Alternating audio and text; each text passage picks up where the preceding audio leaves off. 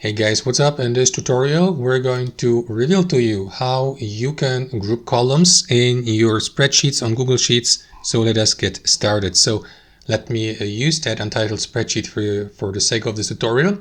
And let us go with these two columns here to the right, column E and column D. So start by left clicking into the first column. After that, press and hold left shift on your keyboard and select the next column with your left mouse.